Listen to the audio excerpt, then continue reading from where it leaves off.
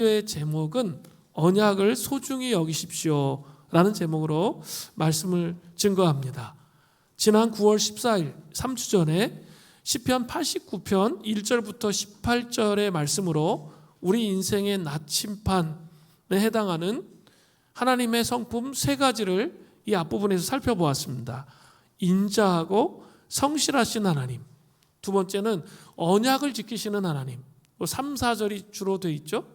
언약을 지키시는 하나님, 세 번째는 능력의 하나님에 대해서 함께 나누었습니다. 그 중에 오늘 본문은 이 뒤의 내용은 언약과 관련되어서 집중적으로 나타나고 있습니다. 3, 4절과 연결되어서 뒷부분이 거의 집중적으로 언약에 대한 이야기를 하고 있습니다. 이 구약 성경을 보면 하나님께서는 당신의 백성들과 언약을 맺으셨습니다. 가장 먼저 나타나는 언약은 창세기 9장에서 하나님과 노아의 무지개 언약, 다시는 홍수로 멸하시지 않을 것에 대한 언약을 하셨죠. 이 언약이라는 게 약속이죠. 언약의 증거로 하나님께서 무지개를 주셨습니다.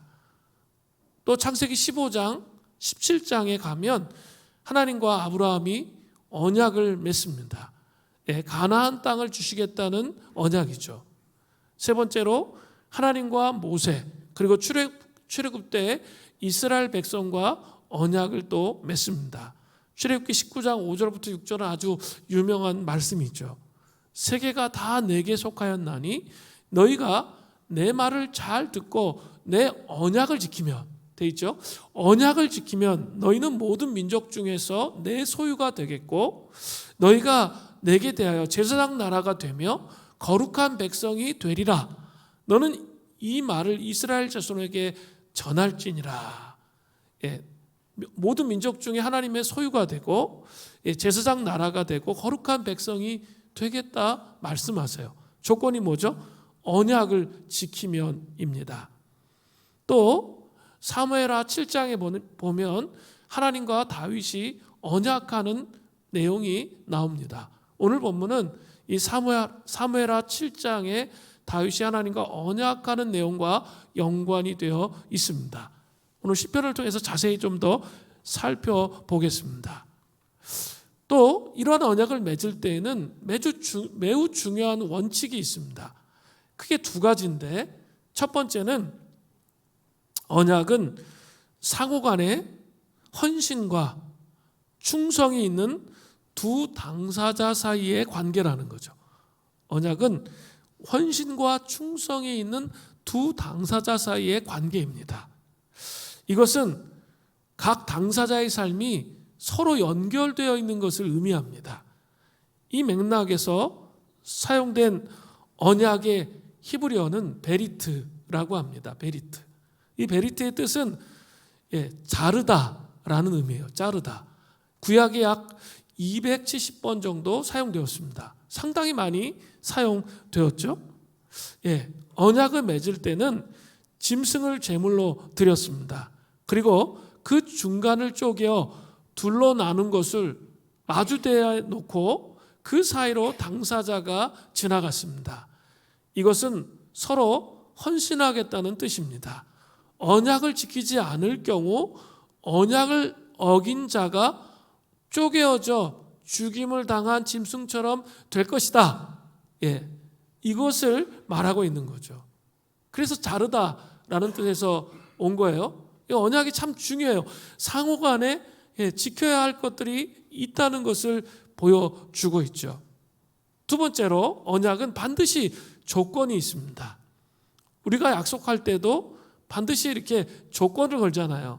조건을 걸고 약속하는 것과 마찬가지입니다. 언약에도 조건이 있습니다. 이 조건들은 성경에 아주 분명하게 명시되어 있습니다. 이 조건을 따르면 축복을 받습니다. 그러나 이것을 거역하면 반드시 저주가 따르는 것이죠. 신명기 28장을 보면 1절부터 19절이 말씀을 지켰을 때의 복이 나와 있습니다.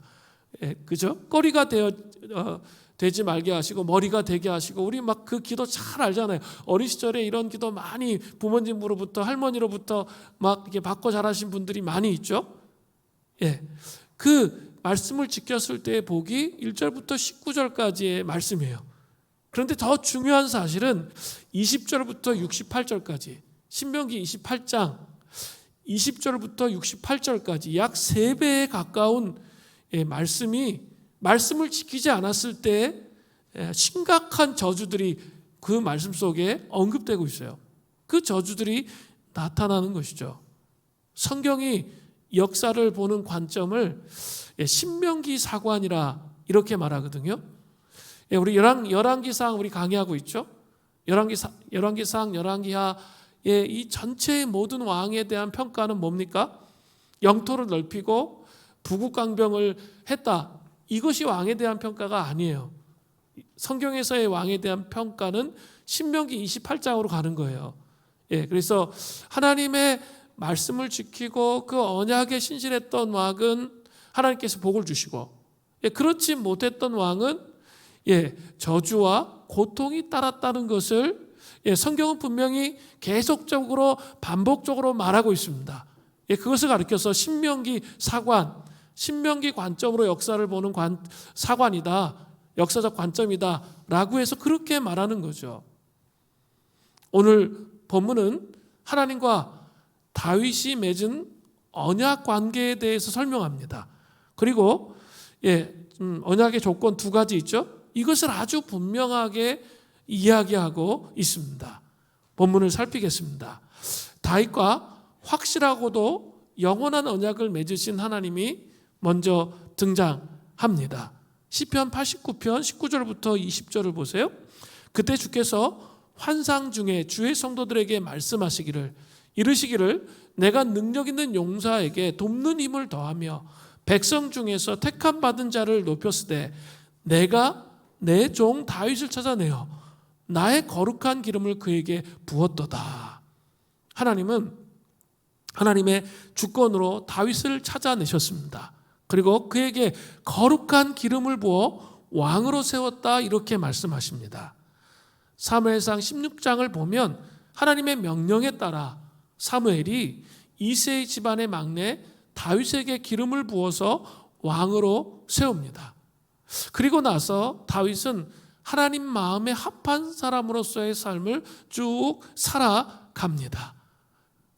그러다가 사무엘하 7장에 가면 성전을 짓고자 하는 열망이 가득 차 있었던 이 다윗의 말을 들은 선지자 나단이 밤에 환상 중에 하나님의 음성을 듣게 됩니다. 그리고 사무엘하 7장 4절부터 17절은 하나님과 언약을 맺는 다윗의 모습이 아주 잘 나타나 있습니다. 그 중에 중요한 언약은 사무엘하 7장 16절입니다. 이렇게 돼 있어요. 내 집과 내 나라가 내 앞에서 영원히 보존되고 내 왕위가 영원히 견고하리라 하셨다 하라. 너무나 멋진 약속을 하나님께서 해주신 거죠. 다윗에게 내 집과 내 나라가 내 앞에서 영원히 보존되고 내 왕위가 영원히 견고하겠다 말씀하십니다. 오늘 본문 시편 89편 28절부터 29절에 이게 아주 잘 표현되어 또 있습니다. 보면 그를, 다윗을 말해요. 위하여 나의 인잠 헤세드 언약적 사랑을 영원히 지키고 그와 맺은 나의 언약을 굳게 세우며 또 그의 후손을 영구하게 하며 그의 왕위를 하늘의 날과 같게 하리로다. 하늘의 날과 같게 하리로다를 표준세 번역으로 보면 하늘이 닿을 때까지 지켜주겠다, 이런 말씀이에요. 그렇게 언약을 맺었습니다. 그리고 이 언약의 확실성에 대해서 시편 기자는 이렇게 한 번 더 강조합니다. 시편 89편 33절부터 37절이에요. 그러나 나의 인자함을 그에게서 다 거두지는 아니하며 나의 성실함도 패하지 아니하며 내 언약을 깨뜨리지 아니하고 내 입술에서 낸 것은 변하지 아니하리로다. 내가 나의 거룩함으로 한 번 맹세하였은즉 다윗에게 거짓말하지 아니할 것이라. 그의 후손이 장구하고 그의 왕위는 해같이 내 앞에서 항상 있으며 또 궁창의 확실한 증인인 달과 같이 영원히 견고하게 되리라 하셨도다. 예, 다윗의 왕위가 영원하게 견고하게 되게 하시겠다라고 약속을 하신 거죠. 하나님과의 언약이 그 확실하고 영원히 지속되었지만 또 인간들의 측면에서 보면 언약을 깨뜨리는 삶도 있었습니다.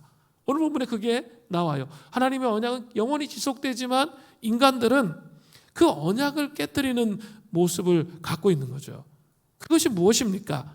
시편 89편 30절부터 32절을 보세요. 만일 그의 자손이, 다윗의 자손이 내 법을 버리며 내 규례대로 행하지 아니하며 내 율례를 깨뜨리고 내 계명을 지키지 아니하면 내가 회초리로 그들의 죄를 다스리며 채찍으로 그들의 죄악을 벌하리로다.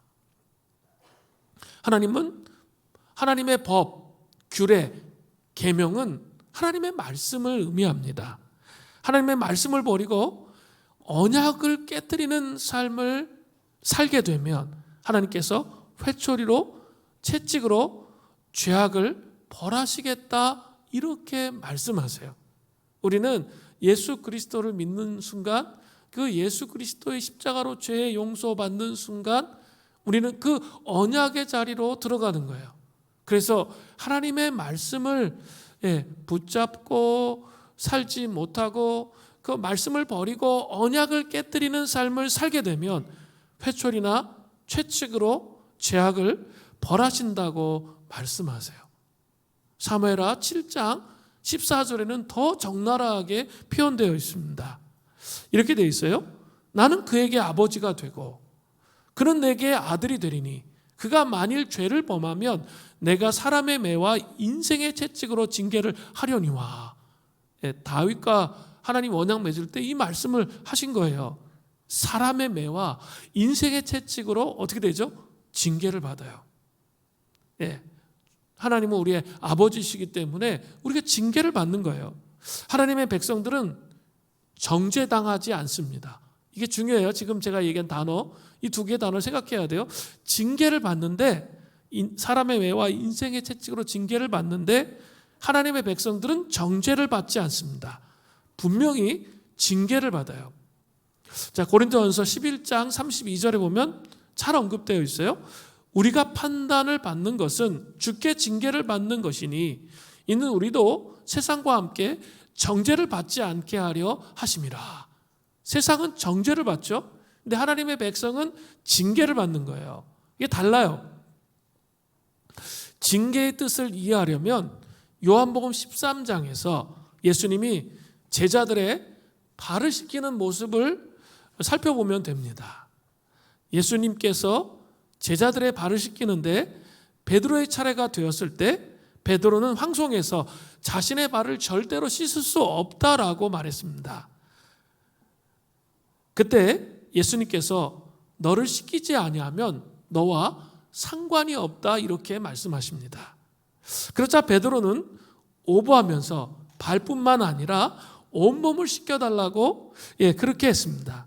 그때 예수님께서는 이미 목욕한 사람은 발밖에 씻을 필요가 없다고 하시면서 온몸은 이미 깨끗하다 이런 말씀하셨어요. 온몸은 이미 깨끗하다. 자, 이 말씀을 통해서 알 수 있는 게 뭐예요? 그리스도인들은 예수를 믿지 않는 사람들과 달리 그들은 뭐한 사람들이에요? 목욕한 사람들이에요. 목욕한 사람들이기 때문에 다시 또 목욕을 하는 게 아니라 우리가 죄를 범하면 우리도 지저분해질 수 있잖아요. 발이 지저분해지는 거죠. 그러니까 발을 깨끗하게 씻으면 된다는 거죠. 발만 씻으면 된다는 거죠. 그리스도인들도 예수 믿지 않는 사람들처럼 죄를 짓지만 그들과 다른 것은 예수 믿지 않는 사람들은 목욕하지 않았기 때문에 뭘 받는 거예요? 정죄. 정죄는 끝이에요. 없는 거예요. 끝이 되는 거예요. 그러나 그리스도인들은 징계를 받는다는 거죠. 징계를 받았을 때 해야 할 일은 바로 회개입니다. 이것은 엄청난 특권이에요. 징계가 나의 삶 속에 있을 때 가장 먼저 해야 될 일이 다시 십자가 앞으로 나아가서 발을 씻는 거예요. 회개하고 돌이키는 거죠. 에베소서 5장 27절에 보면 이런 말씀이 나와요. 자기 앞에 영광스러운 교회를 세우사 티나 주름 잡힌 것이나 이런 것들이 없이 거룩하게 흠이 없게 하려 하심이라. 티나 주름 잡힌 것, 그것이 뭘까요? 교회가 영적 노화 현상 가운데 머무는 것을 의미하는 거예요. 그죠? 시들시들하는 거예요. 예배를 드려도 그냥 습관적으로 예배를 드리고, 또 말씀을 받아 습관적으로 신앙생활하고, 새벽에 기도해서 습관적으로 신앙생활하는 그 상태가 계속 되기 시작하면, 지금 나의 상태는 뭐예요? 영적 노화의 상태 가운데 있는 거죠. 그게 티나 주름 잡힌 것이 교회 안에 있는 거예요. 근데 하나님께서 원하시는 건 뭐예요? 늘 성령의 충만함으로 주님의 말씀 가운데 머무는 삶을 살기를 원하신다는 거죠. 이 영적 노화의 상태가 자기도 인식하지 못하지만 징계 가운데 있는 상태라는 거죠. 그렇기 때문에 빠르게 회개하는 삶이 필요한 거죠. 빠르게 회개하는 삶이 필요한 거예요. 그래야 영적 노화의 상태 속에서 빠져나오게 돼요. 그리고 주님과의 관계를 맺게 되는 거죠. 그죠? 백성들을 향한 호세아 선지자의 애통함과 신음소리를 여러분 기억하시기를 바랍니다. 호세아서 7장 9절 후반절, 백성이 무성할지라도, 백발이 무성할지라도 알지 못하는도다. 영적 노화 상태로 인하여 백발이 무성한 상태 가운데 매너리즘과 습관 속에 빠져 있는데도 깨닫지 못한다라고 말하는 호세아 선지자의 이 음성을 들으시는 은혜가 있기를 바랍니다. 그래서 우리가 빠르게 그 영적 노화의 상태 속에서 돌이켜서 회개하며 하나님 앞으로 나와야 돼요. 그 징계의 상태에서부터 빠져나와야 된다는 거죠.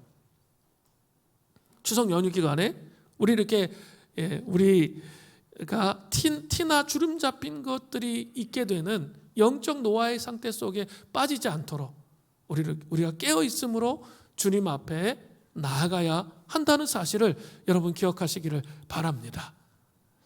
자, 그럼 또 좀 더 넘어가 보겠습니다. 그리스도인들이 정죄를 받지 않고 징계를 받는다고 하니까 그것이 조금 쉬울 것이다, 이렇게 생각하시면 안 됩니다.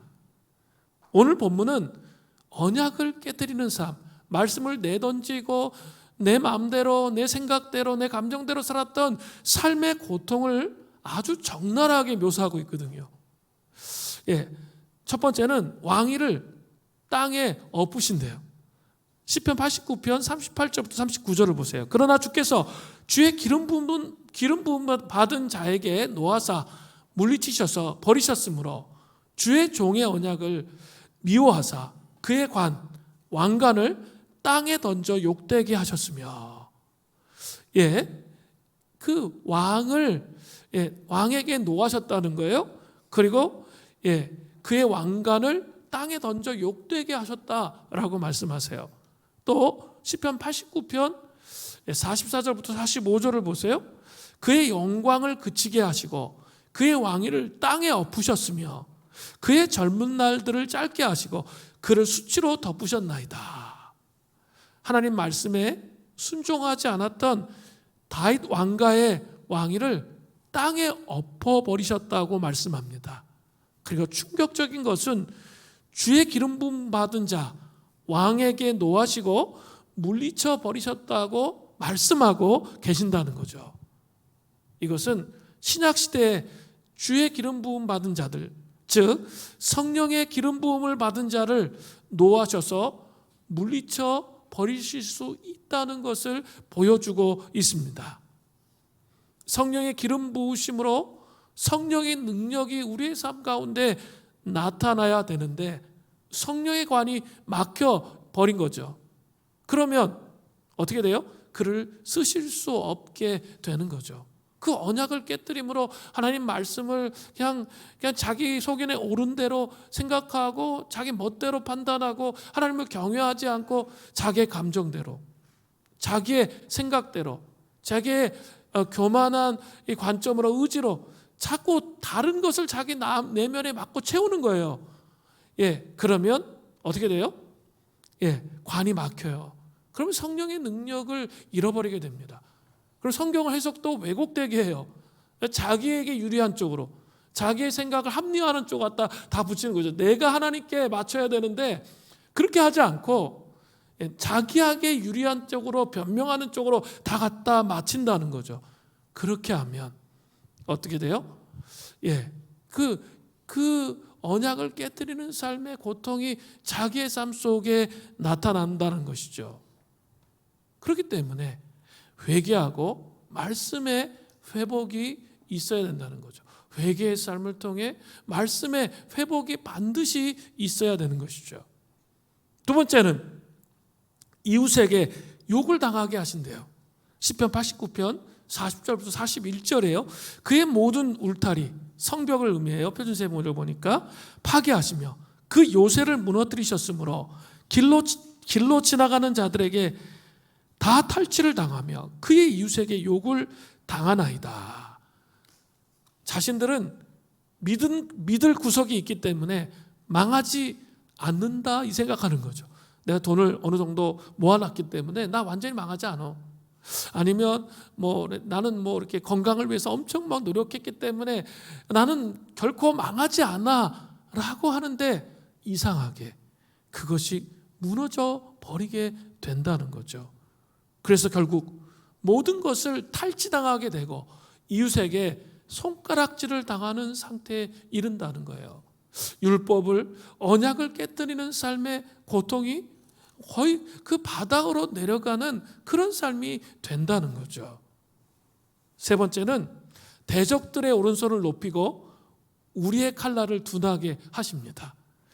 시편 89편 42절부터 43절입니다. 주께서 그의 대적들의 오른손은 힘, 능력을 상징하는 거예요. 오른손을 높이시고 그들의 모든 원수들은 기쁘게 하셨으나 그의 칼날을 둔하게 하사 그가 전쟁에서 더 이상 버티지 못하게 하셨으며. 정말 충격적인 말씀이에요. 하나님은 항상 우리의 오른손을 높이시고 우리를 기쁘게 하시고 대적의 칼날을 둔하게 하셔서 그 대적들이 전쟁에 버티지 못하게 하시는 줄 알고 있었어요. 그런데 하나님의 말씀을 버리고 자기 멋대로 살아가는 그리스도인이 되면 어떻게 되는 거예요? 그걸 말하는 거예요. 정반대의 모습이 나타나는 거죠. 우리의 칼날이 둔해져요. 그래서 전쟁에서 더 이상 버티지 못합니다. 나의 삶이 전쟁에서 더 이상 버티지 못할 상황이 된다는 거죠. 모든 하나님의 사람들에 대해서 하나님이 하시는 일이 있습니다. 그것은 그들이 하나님의 말씀을 떠나서 세상적으로 잘 되려고 한다면 하나님은 반드시 망하게 하신다는 거죠. 야고보서 4장 5절 말씀을 보세요. 너희는 하나님이 우리 속에 거하게 하신 성령이 시기하시기까지 사모하신다 하신 말씀을 헛된 줄로 생각하느냐. 성령이 시기하시기까지 사모하신다는 거죠. 우리가 언약을 지키지 않고 내 방식을 택하여 삶을 살아가면 하나님께서 우리에게 성령님을 통해 태클을 계속 거신다는 거예요. 하나님은 한 번 선택한 사람을 절대로 빼앗기시는 법이 없어요. 다시 돌아오게 하십니다. 다시 돌아오되 바닥에, 가장 밑바닥의 원위치에서부터 다시 시작할 수 있도록 그렇게 하신다는 거죠.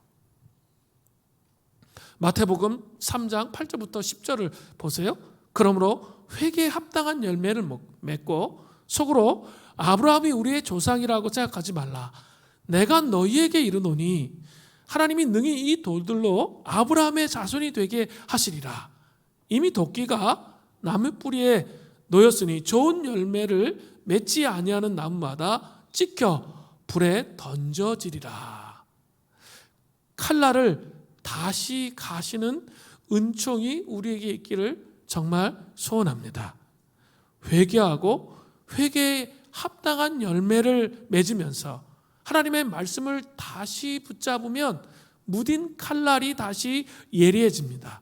다시 성령의 능력이 임합니다.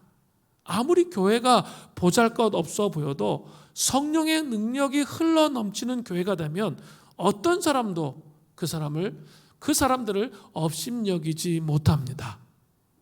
나로 말미암아, 이 추석 연휴에 나로 말미암아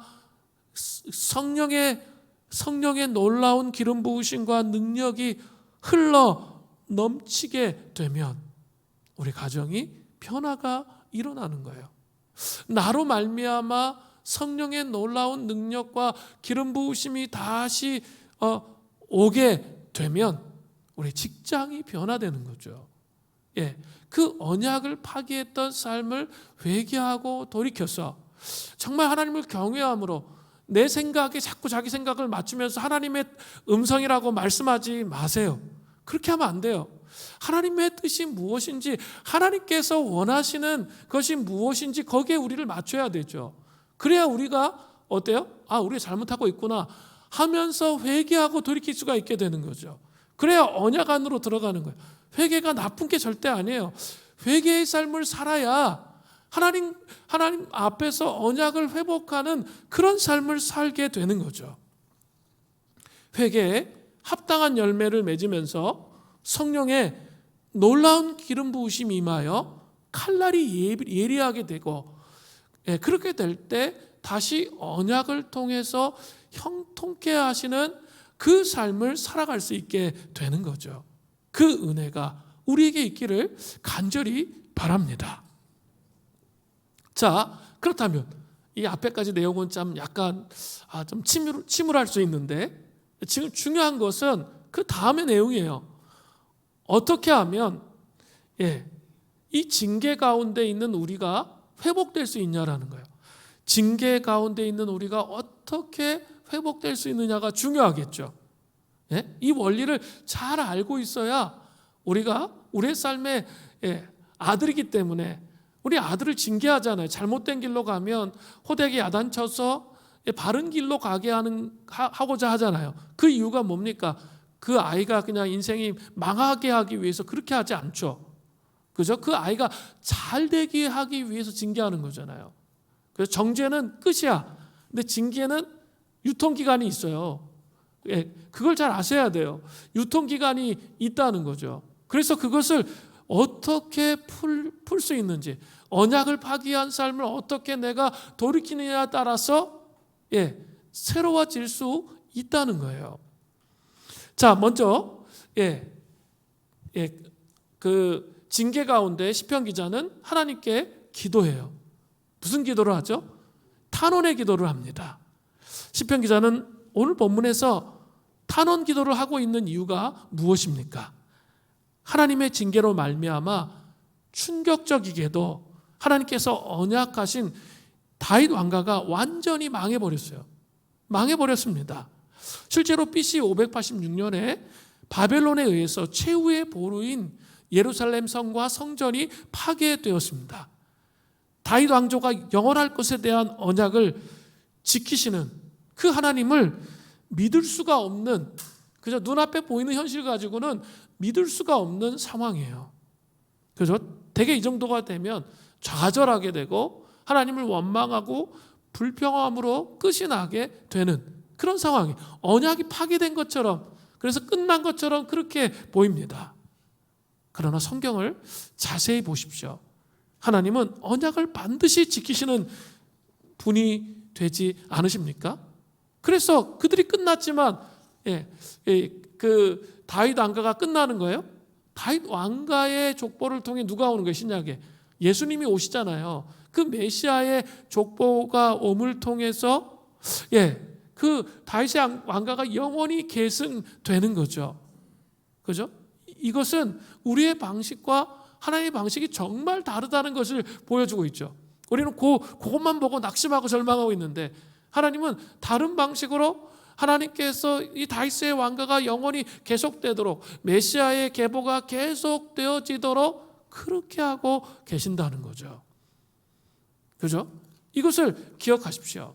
그래서 하나님은 언약을 지키시는 분이시기 때문에 시편 기자는 이렇게 고백을 합니다. 시편 89편 46절이에요. 여호와여 언제까지니까 스스로 영원히 숨기시리이까 주의 노가 언제까지 불붙듯 하시겠나이까. 또 시편 89편 49절을 보세요. 주여 주의 성실하심으로 다윗에게 맹세하신 그 전에 인자하심이 어디 있나이까. 시편 기자는 하나님의 말씀에 근거해서 하나님께서 유다를 징계할 수는 있지만 완전히 망하게 하실 수 없다는, 이 정죄하실 수 없다는 것을 확신했습니다. 그렇다면 시편 기자는 하나님께서 도대체 언제까지 징계하실지 질문할 수 있죠. 정죄 끝이 아니라는 거예요. 하나님의 징계에는 유통기간이 있다는 거죠. 그러니까 언제까지 징계하실지 물을 수 있는 거죠. 징계라는 것은 무한하지 않기 때문이에요. 하나님 도대체 이런 징계가 언제까지 주님 됩니까? 그렇게 탄식하며 주님 앞에 고백하는 거예요.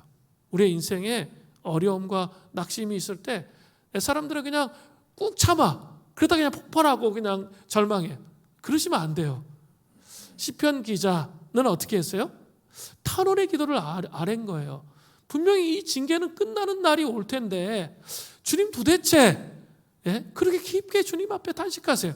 탄원의 기도를 아랬어요. 주님 도대체 이 고통스러운 이 순간이 언제까지 계속 됩니까? 주님 저를 불쌍히 여겨주세요. 그죠? 우리 예수 기도가 절로 나오잖아. 하나님의 아들 주 예수 그리스도이시여 죄인인 나를 불쌍히 여기소서. 우리 시편 기도할 때마다 불쌍히 여기소서 이게 자꾸 나오죠. 이 탄원하며 탄식하며 기도할 때 우리 마음속에 다가오는 기도의 내용은 저를 불쌍히 여기달라는 거예요. 사실은 자세히 살펴보면 자기가 언약을 파괴했기 때문에 이런 일이 왔는데, 그렇기 때문에 탄식하면서 기도하다 나가기 시작하면 나중에는 불쌍히 여겨 달라는 기도를 할 수밖에 없어요. 그 기도를 하는 거예요. 그 기도를 하는 거예요. 그러면서 서서히 언약으로 돌아오는 거죠. 하나님 우리에게 어려움을 주시는 것은 연단이지 결코 심판이 아니기 때문에 그렇습니다.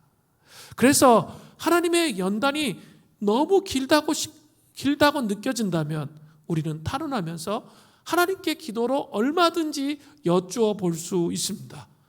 도대체 저의 삶은 언제 회복되는 겁니까? 낙심하지 말고 도대체 하나님 저의 삶은 언제 회복되는 겁니까? 우리도 이러한 기도를 통해서 하나님 앞에 나아갈 수 있어야 돼요. 그러면 어떻게 할까요? 다시 말씀을 내가 파괴했던 삶을 깨뜨리고 말씀으로 돌아가면서 불쌍히 여겨달라고 기도하기 시작하면 하나님이 그 희망의 빛을 서서히 하나씩 던져주세요. 한꺼번에 다 그냥 번개 맞듯이 한 번에 변화시키는 게 아니라 그 고통에서 서서히 빠져나올 수 있도록 그렇게 우리를 이끌어 주신다는 거죠. 사랑하는 성도 여러분, 이 탄원의 기도를 아래세요. 내가 언약을 파기함을 통해 이런 삶이 왔는데 하나님 아버지 다시 한번 정말 이 징계가 빠른 시간 안에 정리될 수 있도록 주님 역사하시고 이것을 거둬주시기를 정말 소원하는 마음으로 기도하시라는 거죠. 두 번째는 시편 기자는 여기서 멈추지 않아요. 탄원 기도로 멈추지 않고 한 발 더 나아가요. 자신을 기억해 달라고 기도하고 있습니다. 자신을 기억해 달래요. 무엇을 기억해 달라는 걸까요? 첫 번째는 나의 때가 얼마나 짧은지 기억해 달라고 고백하고 있습니다. 자 보세요. 시편 89편 47절부터 48절입니다. 나의 때가 얼마나 짧은지 기억하소서. 주께서 모든 사람을 어찌 그리 허무하게 창조하셨는지요. 누가 살아서 죽음을 보지 아니하고 자기의 영혼을 수월의 권세에서 건지리까. 자, 여기서 나의 때가 얼마나 짧은지 기억해 달라는 것은 시편 기자가 다시 한번 생전에, 살아생전에 하나님의 언약하신 회복을 다시 보고 싶은 거예요. 그 하나님이 그 언약 안에 내가 거했을 때 주셨던 그 복들을 다시 보고 싶은 거예요. 뒤에 나와요. 그 복들을 좀 다시 보고 싶다는 갈망을 아래는 거죠. 우리는 무한하게 살 수가 없죠. 여러분 무한하게 살 수가 있으세요? 저는 청년의 시대가 엊그제 같은데 벌써 이렇게 나이가 들었어요. 그런 생각이 들 때가 있어요. 그러니까 눈 깜짝할 새 이렇게 지나가더라고요. 가요. 우리의 인생은 유한해요. 그렇기 때문에 저는 그런 생각을 늘 하게 됩니다. 이렇게 나이를 계산해요. 내가 아프지 않고 건강하게 하나님을 섬길 수 있는 나이는 얼마큼 될까? 그걸 계산해요. 그리고 그런 기도를 해요. 하나님, 제가 강건하게 주님을 섬길 수 있는 때가 이 정도밖에 되지 않는데, 길어야 10년밖에 되지 않을 텐데 주님, 저를 불쌍히 여겨주셔서 하나님의 부흥과 회복을, 하나님, 제가 살아있는 제 생전에 제가 강건하게 주님을 섬길 때 볼 수 있게 해주십시오. 그러려면 하나님, 제가 세월을 아낄 수 있도록 주님 은혜를 더하여 주십시오. 이런 기도가 나와요. 주님께 쓰임받는, 그래서 그 언약하신 회복을 다시 보고 싶은 거죠. 사실 어떤 사람이 자기 생전에 교회에 다시 성령의 기름 부으심이 회복되고 큰 부흥이 일어나는 것을 보는 거, 그거 엄청난 복이에요. 왜요? 우리 혼자 신앙생활 잘하기가 어려워. 근데 주님이 주권적으로 찾아오셔서 이 절망의 세대 시대에 주님 주권적으로 찾아오셔서 우리를 깨워주시는 거죠. 그래서 함께 하나님 나라를 바라보면서 온전히 주님을 섬길 수 있는 그 부흥을 경험하게 하시는 것은 최대의 복이 되는 것이죠. 로이드 존스 목사님은 부흥이라는 책을 썼어요. 그래서 정말 부흥을 갈망했어요. 이분은 이제 웨스트민스터 채플, 그 런던에 아주 우리 교회 정도 사이즈의 규모의 교회더라고요. 저는 아주 큰 교회인 줄 알았어. 근데 그런 교회에서 날마다 부흥을 사모하면서 기도하면서 그렇게 나갔었는데 살아생전에 그분은 부흥을 경험하지 못했어요. 저는 그걸 보면서 우리의 인생 가운데 하나님의 부흥을 경험하는 것이 얼마나 복된 일인가, 이것을 생각하게 돼요. 또 여러분, 기도 제목이 있죠. 우리 자녀를 위해서 기도하고, 우리 남편과 아내를 위해서 기도하고, 우리 부모님을 위해서 기도하는 간절한 기도의 제목들이 있잖아요. 우리 자녀가 정말 하나님을 제대로 정말 알게 해주십시오. 이 간절한 기도 제목이, 그죠? 때로는 응답되지 않기 때문에 답답하고 힘들고 어렵고 마음이 낙심되고 이럴 때가 많잖아요. 하나님이 참 이렇게 번개를 주시듯이 한 번에 확 바꿔버리면 너무나 좋겠는데, 하나님 그렇게 하세요, 안 하세요? 하나님 방식을 잘 생각하세요. 연단 받을 거 다 받고 고난 받을 거 다 받고 그 과정 속에서 서서히 끌어내시거든요. 그런데 우리 자녀가 정말 신실하게 될 것을 바라보는 거죠. 여러분, 그런 소망과 우리 가정이 그렇게 하나님을 경외하는 가정이 될 것에 대한 그 소망을 갖고 계세요? 그 언약을 회복함을 통해서, 파기되어진 언약이 회복되어짐을 통해 우리 가정이 그렇게 세워질 것, 여러분 꿈꿔보세요. 우리 직장 생활에서 내가 인정받고 잘 되는 거, 그게 목표가 아니에요. 돈 많이 버는 거, 그게 목표가 아닙니다. 그것이 아니라 정말 나를 통해서 그 직장 생활 속에서 하나님 나라가 오는 그 부흥을 경험한다면 여러분 어떨까요? 맨날 위축돼가지고 힘들고 어렵고 직장 생활 속에서 상사 눈치 보다 끝나는 것 같은데, 내가 성령 충만해서 담대하게 하나님 나라를 선포하며 세워져 있는 하나님의 백성으로 살아간다면 어떨까요? 그 약속이 파괴된 것이, 언약이 파괴된 것이 회복되어질 때 가능한 거죠. 그렇기 때문에 나의 때가 주님 얼마나 짧은지 주님 기억하여 주십시오. 여러분 그렇게 기도하셔야 돼요. 여러분 때에 그런 일들을 보기를 원하셔야 돼요. 우리가 주님을 위해 일할 수 있는 시간은 너무나도 짧습니다. 여차하면 시간이 다 흘러가 버리고 맙니다. 그래서 우리에게 한 번 기회가 주어지면 그 복을 절대로 빼앗겨서는 안 된다는 거죠. 기다림 끝에 회복되는 은혜가 시편 89편 21절부터 27절에 나와요. 정말 언약이 회복되고 말씀이 회복되어지면 나의 삶 속에 첫 번째로 다가오는 게 있어요. 견고하고 힘이 있게 된다는 거예요. 시편 89편 21절부터 22절을 보세요. 내 손이 그와 함께하여 견고하게 하고 내 팔이 그를 힘이 있게 하리로다. 원수가 그에게서 강탈하지 못하며 악한 자가 그를 권고하게 하지 못하리로다. 하나님의 손이 우리와 함께 하세요. 그리고 하나님의 팔이 그를 힘있게 하신다 했어요. 그죠? 힘있게 하셨어요. 언약을 파괴했을 때는 무기력함과 권고함과 지침이 이루 말할 수가 없어요. 그런 삶을 살아요. 그런데 그 언약을 회복하고 그 언약 속에 들어가면 하나님이 그렇게 우리를 지키신대요. 그리고 원수들이 강탈하지 못합니다. 우리가 언약을 파괴하고 살면 우리의 가정이 완전히 황폐해집니다. 무너집니다. 그런데 하나님이 우리 언약을 회복하고 살게 되면 하나님께서 어떻게 하신다고요? 원수들이 우리의 가정을 강탈하지 못한다고, 우리의 삶을 강탈하지 못한다고 분명히 말씀하고 계십니다. 두 번째로 보세요. 대적을 막멸하고 뿔을 높이세요. 시편 89편 23절부터 24절을 보십시오. 내가 그의 앞에서 그 대적들을 박멸하여, 이 박멸한다는 뜻은 원어적으로 산산조각 부수는 것을 의미하는 거예요. 완전히 대적들을 산산조각 내어 부수신다는 거죠. 그를 미워하는 자들 치려니와 나의 성실하심과 인자하심이 그와 함께하리니 내 이름으로 말미암아 그의 뿔이 높아지리로다. 뿔은 힘, 능력을 상징해요. 하나님께서 그 사람을 능력 있게 하시고 힘 있게 하셔서 대적 앞에서 높여주시는 그런 일이, 성실하심과 인자하신 헤세드의 언약적 사랑을 가지고 계신 하나님께서 우리 삶 가운데 그렇게 하신다는 거예요.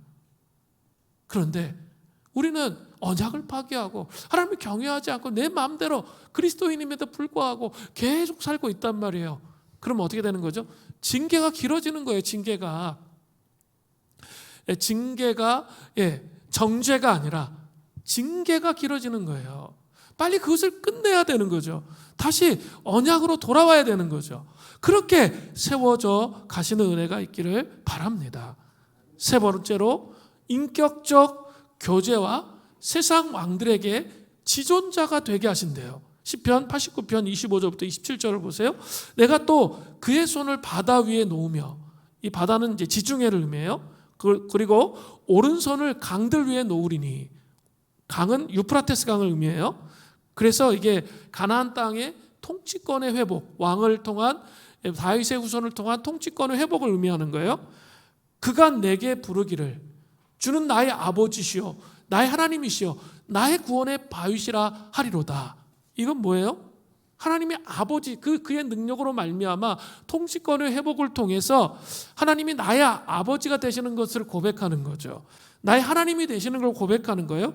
나의 구원의 바위고 내가 안전히 보호받을 수 있구나를 아는 거죠. 그죠? 신앙생활이라는 것은 어떻습니까?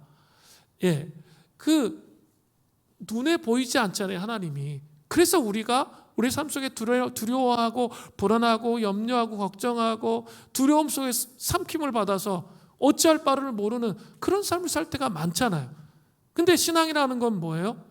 그 보이지 않는 하나님이 나의 삶 속에 실제적으로 경험되는 거예요. 능력으로 경험되어짐을 통해 조금씩 믿음이 자라는 거예요. 그죠? 우리의 믿음이 청소년부 아이들 수준의 믿음이면 안 돼요. 그러면 어때요?